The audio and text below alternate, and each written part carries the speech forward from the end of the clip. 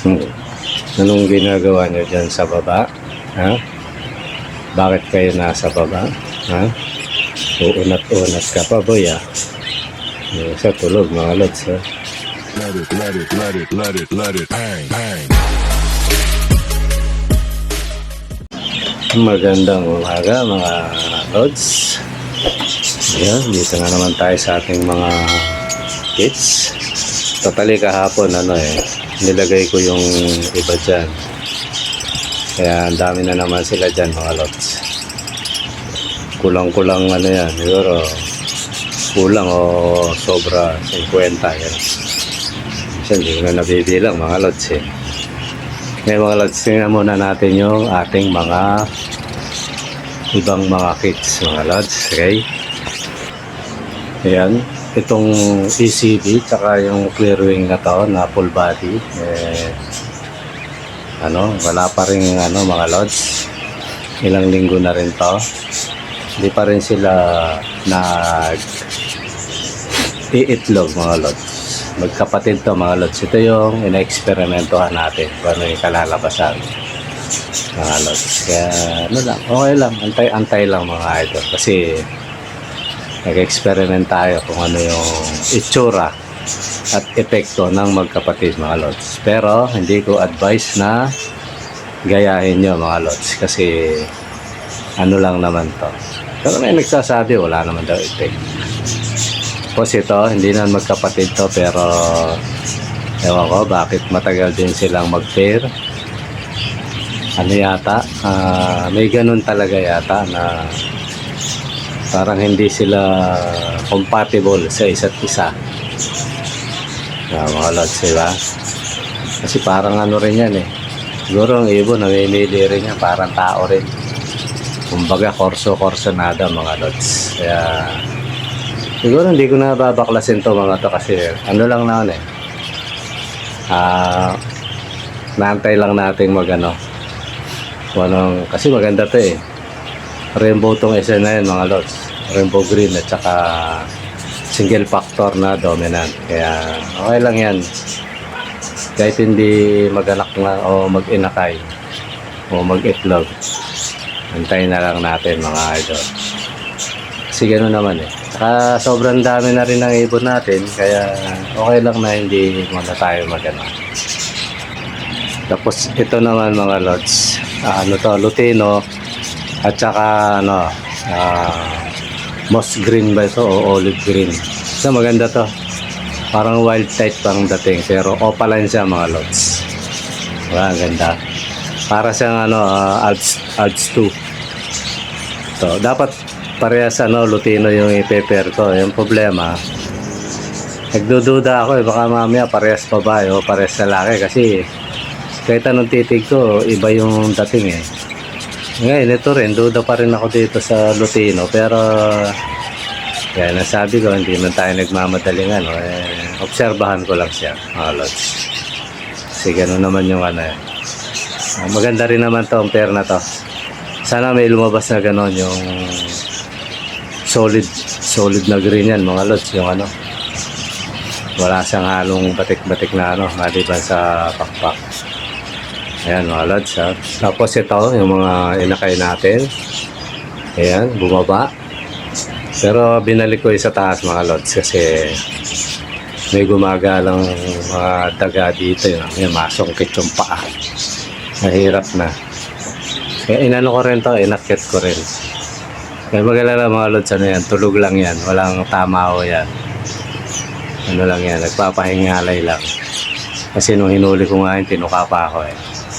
Ayan, dominant, mga lods. Ayan.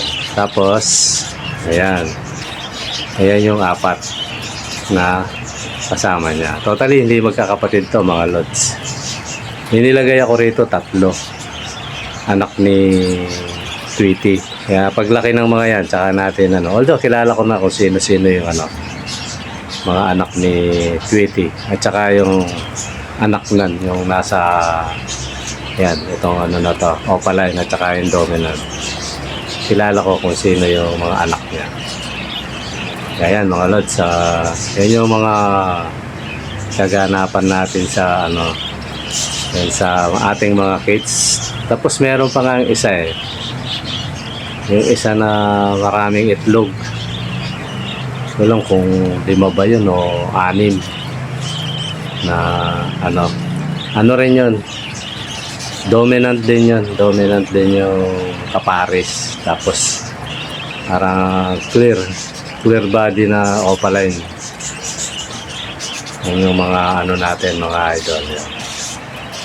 May naispatan ako magaganda dito eh. Kaya lang paanahin ko muna para masiguro natin kung tama yung hinala natin, mga idol. May maganda eh. Isa, may nakita na akong dominant. Tapos dito parang ano yung spangle na ano. Classic mga lods, yung spangle na classics. Tapos ito man, yan. 6 yung itlog. Itlog niya no, na ano rin to, dominant.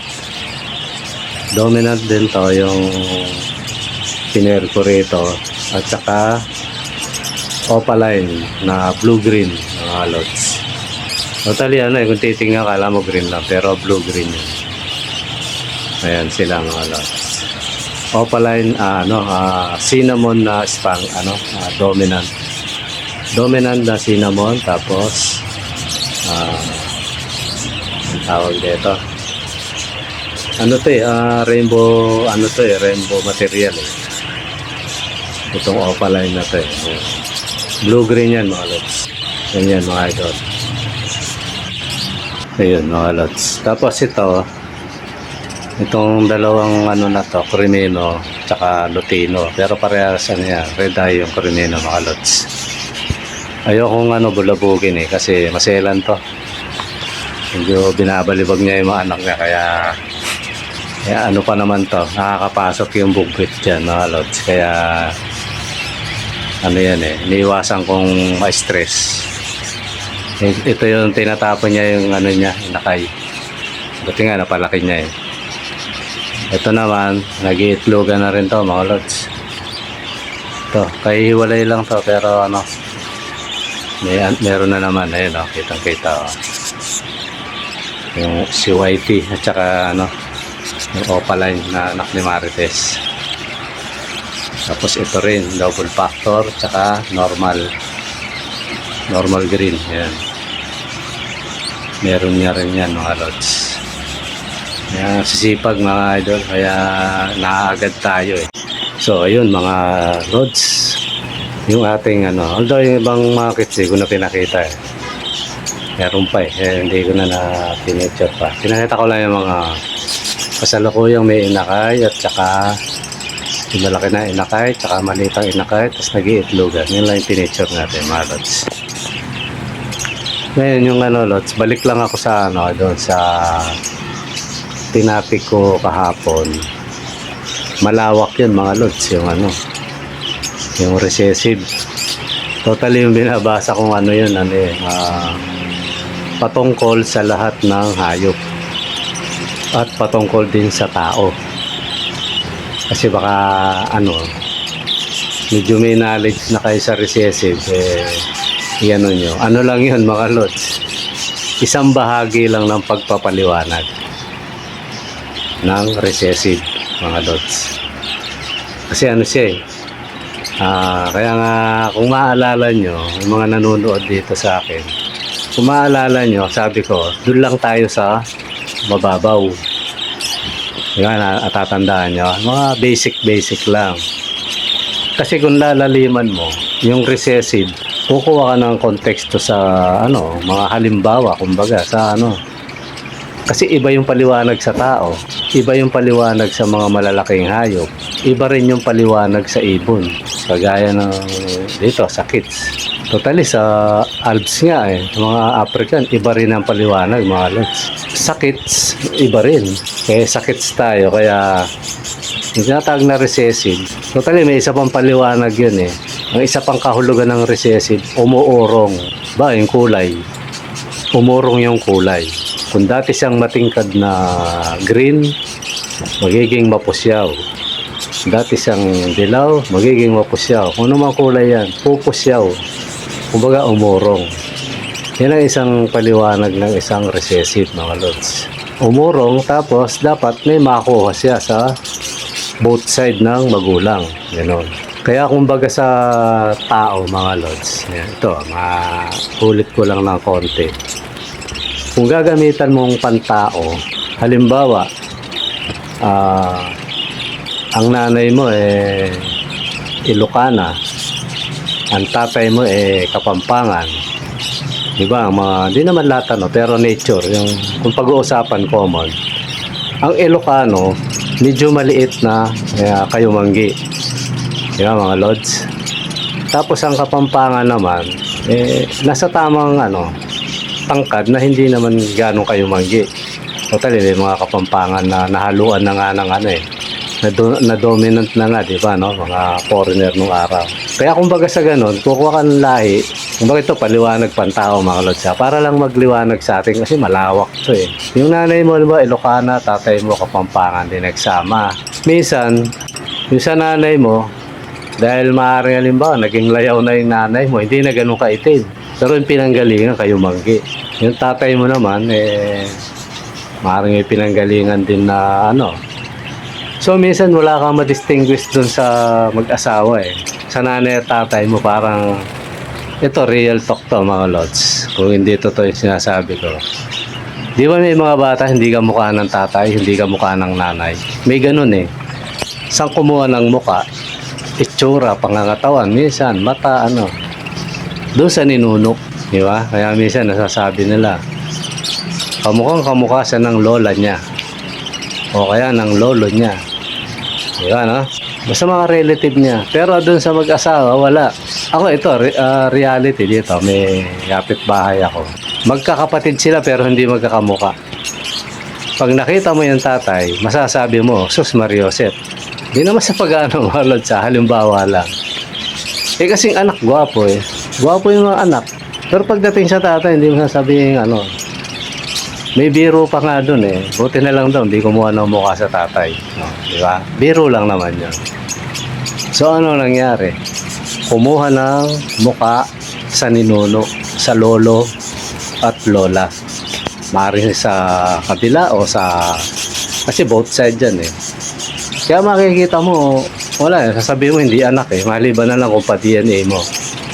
Parang ganun din ang ibon, mga lods. Diba? Kung baga sa tao, nakuha yung tenga. Kasi diba, nakakita nyo mga lods, yung mga tenga ng mga tao nung araw, yung lolo ko, lalaki ng tenga, yung haba Kaya sabi nila, titibay ng buhay totoo naman siguro kasi yung lolo ko namatay yata, 90 na 90 plus. Diba? Nakukuha mo yung tenga ng lolo mo, yung ilong, mata, tapos sa lola mo, kulay, gano'n. Although minsan, ganito naman. Nakuha mo yung ilong ng tatay mo, nakuha mo yung mata ng nanay mo. Tapos yung bibig, nakuha mo sa lola mo, gano'n. Marami kang nakuha. So, yun yung isang part ng tinatag na recessive. Diba? Ayoko lang kasi masakit sa ulo, mga lods yung pag-aaralan mo, ano ba lahat yung Totally, doon pa lang ako sa yung kailangan may makuha ka, both side. Malawak na, mga lods Sabi nga ng isang nagpapaliwanag, hindi mo pwedeng sabing recessive yan kung wala siyang nakuha sa kabila. Sabi niya. Pero ang tinutukoy niya doon, tao, mga lods. Kaya nga ako napapaisip, sabi ko, paano sa hayop? So ngayon, may isang paliwanag doon na pag sa gaya ng mga kits, isang bahagi na, ito sa kits na to, mga lods isang tinatawag na recessive din yung umurong yung kulay, pero dapat may nakuha ka sa both side o sa ninuno. Ganon. Kumbaga lawakan na lang natin imagination natin. Isipin yung sinabi kong pantao, parang ganon. Yung nakuha mo yung tuka, yung bata. Although sa mga tuka hindi natin napapansin minsan Di ba, madalas tumitingin tayo sa kulay. Di ba, sa kulay, sa laki. Sabihin na, ito nakuha yung laki ng cock. Ito naman nakuha yung kulay ng hen, di ba? Parang ganun ang tingin natin. Pero kung lalalimayin mo yung mga lods, yung salitang recessive, malawak. Malawak siya. Although, nasa dominant siya, di ba? Sa dominant nga, may single factor, may double factor. So, alam na natin yun. Yung tinatawag na ito, maulit ko lang para sa mga UB na bagong nakinig sa atin. Mga lods, yung tinatawag na single factor, yung nanay niya, o hen, maaring opaline, yung tatay, yung cock, kahit sabihin mong double factor yan, ang tawag pa rin doon sa single factor, yung anak, pag may lumabas. Pag may tinatawag na double factor, dapat dalawa sila. Kumbaga, nanay o hen, cock, dominant. O, yun ang double factor. Diba, mga lods? Malawak yan. Kumbaga, totally, doon pa lang tayo kung lalaliman natin yan. Mga factor na yan, mga split na yan. Napakalawak. Kaya nga, pumapasok na dyan yung panluloko ng mga iba, no? Pero ito, maano ko lang, kasi reality naman. Lalo sa mga mamahaling ibon. Sabi niya, may split yan. Di ba, no? Pero wala naman. Kasi yung tinatawag na split naman sa mga UB nga, yung mga bagong mga bagong na nanonood. Yung split, parang hindi na ako lalayo para hindi na tayo opaline. Tapos, dominant. O yun ang tinatawag na pag nanganak yun, may split yun. Split dominant, split opaline. Yeah, mga lods, correct nyo na lang ako kung mali ako. Sabihin, may dugo siya.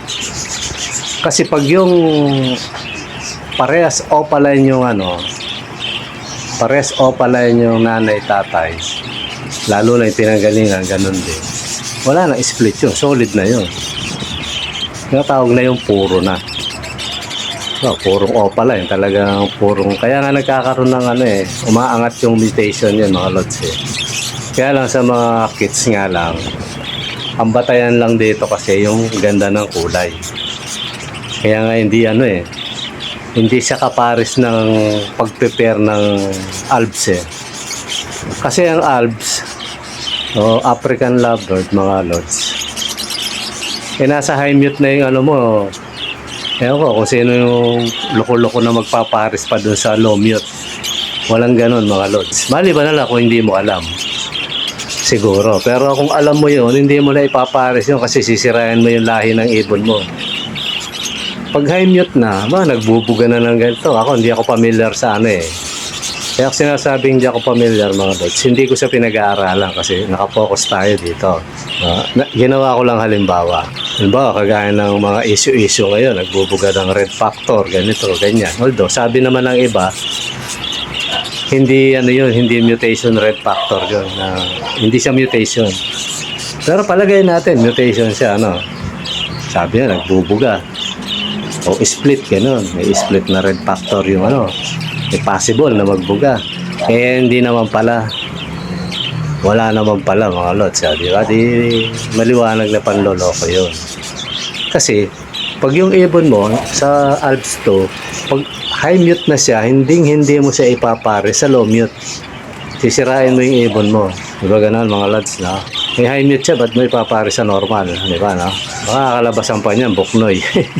Although, hindi naman buknoy. Wala. Nagbalik ka sa zero, kaya nga, pag nga mataas na yung mutation yan, hinahanapan na ng kumbaga na puma-project na high mute na rin Nagpapalabas na sila ng mga magagandang kulay, mga lods, kasi mataas na yung ng ibon nila. So, ang kaibahan lang naman nito sa kids, mga lods. Sa mga kids, mga idol, mga lods, kulay lang ang batayan. Kulay, mata, yung paa, pero hindi na yung yung kagaya ng African lovebirds. Kaya iba yung kategorya ng African lovebirds at saka kategorya ng parakeets, mga lods. Ang parakeets so makapagpalabas na magandang kulay.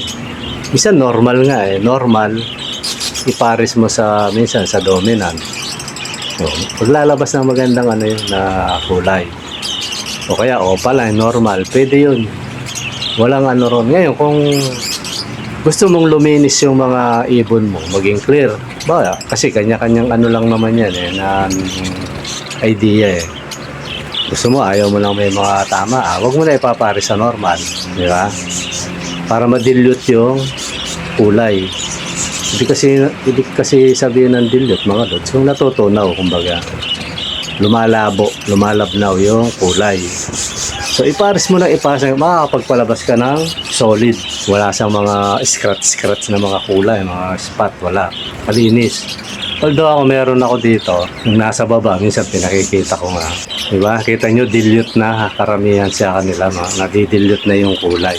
Pero wala namang bawal. Ba, dilute, ipares mo sa dominant. Wala namang problema ron. Minsan kadalasan pa, diba? No? Sa kakaganon mo nga, nakakapagpalabas ka ng ibang kulay, mutation. Diba, mga lods? Ganun lang yan. Kaya, baka mamay kumantesta, ang alaga niya ganito, tapos ikinukumpare sa hindi. Iba-iba po yun. Sa salitang recessive, iba ang eksplanasyon sa pantao, iba rin ang eksplanasyon sa apat ang paa, basta sa mga malalaki. Iba-iba po yan. Iba-iba ang ang paliwanag. Kaya kinuha ko lang yung aakma doon sa mga alaga natin. At least may idea kayo na dominant siya, nakita mo, akala mo dominant lang. Pero recessive yun. Kasi ang recessive pasok sa dominant, mga lord. So yung aalis sa isip niyo yun. Pag sinabing recessive, automatic dominant yun. Kasi sumabog na nga yung kulay, kumalat, nangibabaw, yan yung So automatic, pag sinabing recessive, dominant yun. Yung pinanggalingan na dominant. Kasi hindi ka makakabuo ng recessive kung hindi sa dominant, mga lords. Yan yung malakas magkalat ng kulay, yung dominant. Yan, malakas yan. Kaya nga dominant Nangingibabaw, kumbaga. Kalat. Yan yung mga may babaw na paliwanag yan. Kaya ngayon, halimbawa, meron kang dominant. Dominant, fight, recessive. Diba, no? Ganun lang yung mga lods. Ngayon, kung may mali man akong, tingin ko naman hindi naman masyadong malalayo. Kung magkamali man ako, mga lods.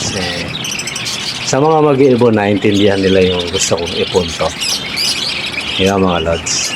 Kasi iba, ito lang, nanonood ako, nakukuryos ako Sabi nung ito, ganito, ganyan. Parang nakukuryos ako. So pag-aaralan ko yun. Ito sa parte ng kids, pinag-aaralan ko siya. Sabi ko, doon ko nalalaman kung yung nagsasabi na yon, kung tama ba yung sinasabi niya o mali o hanggang doon lang yung alam niya. Kasi may napanood akong vlogger, mga lods. Hindi ko nababanggitin kasi siyempre kasama natin yan sa pagbablog. Ang palatandaan lang din niya sa may batok. Sabi ko, parang parang hindi lang ganun ang paliwanag doon. Sabi pag may ganun na, yun na yun. Alam ko maraming explanation yun. Ayun. Nung nag-research nga ako, mga idol, nakita ko nga, tinitingnan yung paa niyan. Kulay ng paa, kulay ng tuka, kulay ng mata, ayan. Pakpak, di ba? Yung likod, yung tiyan, tinitingnan lahat yan, mga lods. Ako dati, hindi man ako, basta gusto ko lang alaga, magparami, di ba? Magpalaki. Piliin ko yung malalaki. Kaya lang, humahangga na tayo sa na dapat talaga pag-aralan. Kasi minsan, may nagtanong. Minsan sa totoo, mga lods, pag may nagtanong, hindi ko pa alam ang sagot dun So magre-research ako kasi may batayan naman tayo mga ibon natin. Sabi ko. So nalalaman ko pati tuloy yung mga pati ibon natin kung ano siya. Nag-umpisa lang naman yan kay kay Kaboy may binanggit siya sa ibon ko sagot ko sa kanya, wala akong alam dyan, Lord. Sabi ko, basta ako lang. Totoo naman yan. Kasi nga, nagpaparami lang tayo, mga Lord. Natutuwa lang tayo. Pero siyempre, kung mga nagbablog tayo, yung maiwasan may magtanong. May magtatanong. Kaya yun. Sabi ko, pag-aralan ko na nga ito. Yun, mga lods, inano ko na, unti-unti, kasi sa panahon ngayon mga idol, hindi naman mahirap mag-aral. Sa totoo lang, sa panahon ngayon. Kaya nga sabi ko, siguro nung maliit ako, andyan na yung teknolohiya na yan. Ako hindi siguro kabisote mga lods. Ako mga lods, umaamin ako, kabisote ako sa pag-aaral eh. Siguro wala man ako sinisisi kasi lumaki ako sa lola eh. Ako mga lods, isa akong batang matanong. Kaya lang, siyempre, yung lola ko nung araw, naghahanap buhay, lumaki ako sa kanya. Ito, kwento lang mga lods ha. Ang dami kong tanong, pero sabihin ng lola ko, naglalaba ako. Yun, wala akong mapagtanungan. Kaya, may mga gusto akong matuklasan nung araw pa.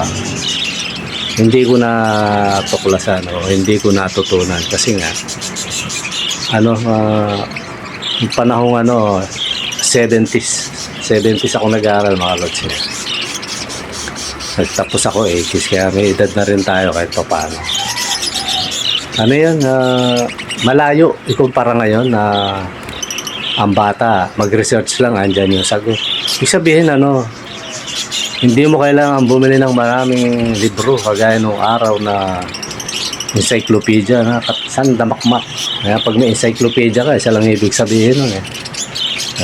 Kaya mo kumbaga kahit pa paano kaya kasi encyclopedia mahal yun kakapal na libro yan eh. Ngayon hindi na kailangan yun na bilhin mo ng gano'n, nasa website lang yan mga lods. Minsan nga sa matyaga ka lang makakukuha mo libre, mababasa mo kung ano yung gusto mong malaman, libre lang, di ba mga lods ha? So pinakabayad mo lang dun yung load o bayad mo sa internet, ganun. Kaya kung sino man yung mga katemporary ko, di ba, mga idol, mga panahon namin, mahirap mag-aral. Talaga sasakit ulo mo pag yung nag-aaral ka, talaga Kaya ako mga lods, yung nag-aaral ako, hindi, salamat nga ako, nakapasa pa eh. Kaya yun mga lods, yung ikumpara natin sa panahon ngayon. Napakaano ng teknolohiya ngayon. Kaya yung mga bata ngayon, pag hindi ka pa natuto, ewan ko na lang, talagang pabaya ka na lang. O talagang, kasi hindi mo sasabihin madalas sabihin ng teacher nung araw, walang bobong tao. Totoo yan mga lods. Walang bobong tao. Siguro may katamaran mag-aral yun, pabaya yan, kaya bumabagsak. Noon pa yun napakahirap gusto mong matuto, wala. Ngayon pag nakakita ka ng bata kabisote, isa lang ibig sabihin nun mga lods, laging nasa social media yun pero hindi nag-aaral para sa kanya sarili. Puro pang lang. Ayun, naglipa na ngayon, di ba mga lods? Kung ano-anong libangan sa website. Minsan nga, nasisira bata eh. Pati matanda. Kaya yun mga lods, sa panahon ngayon, hindi na mahirap pa gano'n. Ngayon, ito naman mga lods, kasi di ba, nagpa-vlog tayo. Para yung mga busy sa trabaho, ganyan, galaga ng ibon, mga nanonood sa atin. At least hindi na nila kailangan magsunog ng kilay. So, diba? Ikukwento mo na lang. Yun lang naman ang layo natin doon mga lods. Ayun, pag medyo may knowledge yung tao, di i-comment niya. Mali yan, idol. Pag may kinoment ka, i-research ko yun. Minsan nga, maaaring ang paliwanag doon, iba doon sa paliwanag dito. Maaaring ang tinutukoy. Kagaya na nga sabi ko, maraming tinutukoy. Minsan tao, iba yung paliwanag sa tao, sa hayop, sa mga ibon, gano'n, mga lods. Kaya, napakadali ng magano ngayon. Kaya ako lang naman yan, para sa inyo mga idol. Di ba? Ibon mo, bumili ka. So, pag pinanood mo yung mga vlog ko, mga video, yung pala yun, di automatic, alam mo na. Hindi mo na kailangan magsunog ng kilay sa ano, kakabrowse, di ba mga lods? Ganun lang yun mga idol. Okay mga lods, sana may natutunan naman tayo kung saan na naman ako napalaot mga lods. Ganun talaga pag nag-ano mga idol. Alam mo yung sinasabi ng ano na pag ang sinasabi mo ay nasa puso, lumalawak. Ang ayaw mo nang tumigil magsalita. Di ba mga lods? Okay mga lods, maraming salamat sa panonood. Sana yung mga hindi pa nakasub dyan, mag-sub na kayo. Share, like, and click mo yung notification mga idol. Okay? Maraming salamat sa panonood. Bye-bye!